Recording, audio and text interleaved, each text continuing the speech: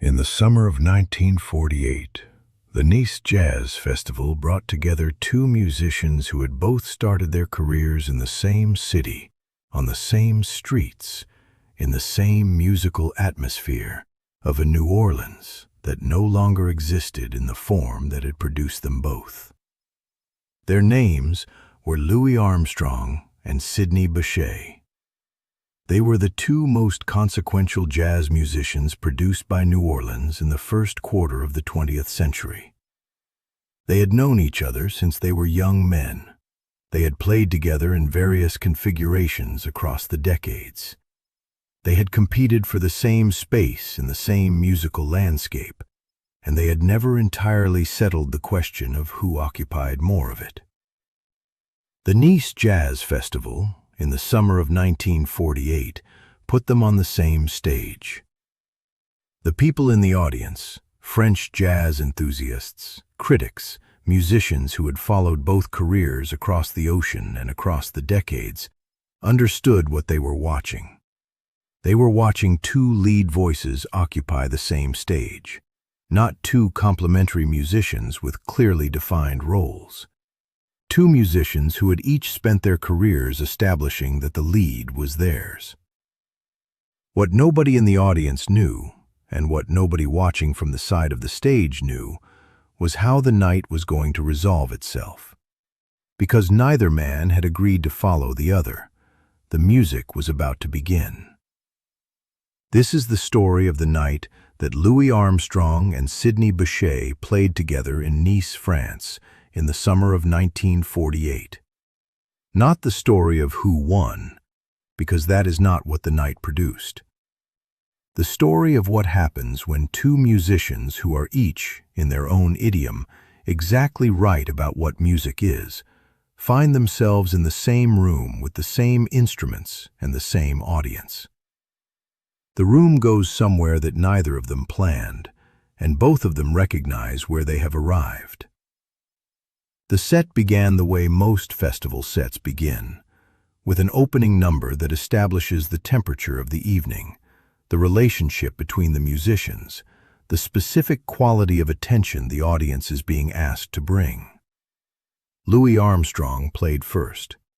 He played the way he always played, with the full authority of someone who has been playing in front of audiences since he was a teenager, and who has spent 30 years refining what it means to completely inhabit a trumpet in front of people who came to hear exactly that.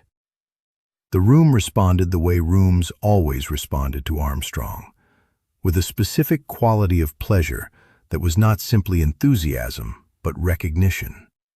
The recognition of someone hearing, confirmed in real time, something they already knew was true about music. Then Bechet played, and the temperature in the room changed. Not because Bechet was better than Armstrong. Not because what Armstrong had played was diminished by what Bechet played after it, but because Bechet's playing had a specific quality that no other musician in the world produced. And the French audience in Nice understood this. And when Bechet's soprano saxophone began, that vibrato, that extraordinary fullness of tone, the way he occupied the specific frequency of the instrument with the completeness of someone who had inhabited it for 40 years, the room was hearing, for the second time in 20 minutes, something that only one person in the world could do. Then both men played at once. This is the moment that the people who were there at the Nice Jazz Festival described when they described that night.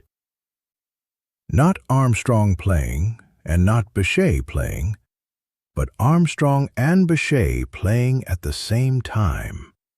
Two lead voices, two complete musical intelligences, two musicians who had each spent their careers establishing the primacy of their own musical voice, occupying the same air simultaneously.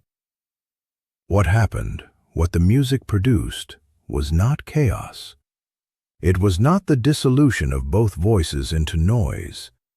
It was something that required both of them to hear it, and that neither of them could have produced alone. Because two musicians who are each exactly right about what music is, playing together in the same room, do not cancel each other out. They produce something that is more right than either of them is individually. The specific tension between two complete musical intelligences, each insisting, through their playing, on the primacy of their own vision, creates a music that is larger than either vision, that contains both of them and transcends both of them simultaneously. Armstrong heard it. Bechet heard it. The audience heard it. And in the moment when both men heard it, the moment when the music they were making together became larger than either of them had been making separately, something shifted. Not dramatically, in the quiet way that musicians shift when they hear something they did not expect to hear, with a specific quality of listening, of following the music rather than directing it. They were both following it. The music was leading. Sidney Bechet had been born in New Orleans in 1897, 7 years before Louis Armstrong. He had grown up in the same musical atmosphere, the street bands, the funeral processions, the improvised ensembles in the city's parks and dance halls that were producing, in the first decade of the 20th century, the thing that would later be called jazz, and that at the time had no single name because it had no precedent. Bechet played clarinet and soprano saxophone. His sound was immediately distinctive, a vibrato that was wider and more pronounced than any other jazz musician of his generation, a specifically operatic quality in his tone that made every note he played distinguishable from any note anyone else was playing. He played the soprano saxophone as if the instrument had been designed specifically for the music he was making with it. It had not been. The soprano sax was an orchestral instrument, and Bechet had taken it and turned it into something the orchestra had never imagined it could be. His career had taken a different shape than Armstrong's. He had gone to Europe in the 1920s and become celebrated there, in London, in Berlin, in Paris, among European musicians and intellectuals who responded to his playing with the enthusiasm of people who have encountered something that reorganizes their understanding of what music can be. He had returned to America and found the American audience less certain about what to do with him. He had gone back to Europe. By the late 1940s, he was in the process of becoming something remarkable, a New Orleans jazz musician who was more celebrated in France than in the country that had produced him. This was not entirely by choice. The American music industry had specific preferences about which jazz musicians it would promote and through which channels. Those preferences were structured in ways that made Bechet's particular combination of genius and stubbornness. He was known for insisting on his musical vision with a resolve that even his admirers found occasionally difficult, less commercially manageable than the smoother surfaces the industry preferred. Armstrong had navigated those same preferences differently. Not because Armstrong was less exacting. Armstrong's musical standards were as specific and absolute as Bechet's, but because the surface Armstrong presented was warm and accessible in a way that made the industry's job easier. The warmth was genuine. It was also useful. Armstrong had understood this and had not been embarrassed by the usefulness. When they arrived at the Nice Jazz Festival in the summer of 1948, their careers had followed sufficiently different trajectories that the comparison was not simple. Armstrong was the most famous jazz musician in the world. Bechet was the most beloved jazz musician in France. The Nice stage offered both of them equal access to the same European audience, and neither of them was prepared to settle for a supporting role. The people who described that night in Nice and the years that followed described it with the specific language of people who have witnessed something they cannot fully explain. They talked about the music the two men made together, the specific texture of Armstrong's trumpet and Bechet's soprano saxophone occupying the same space, the way the vibrato of Bechet's playing found a harmonic relationship with Armstrong's tone that neither of them had planned for.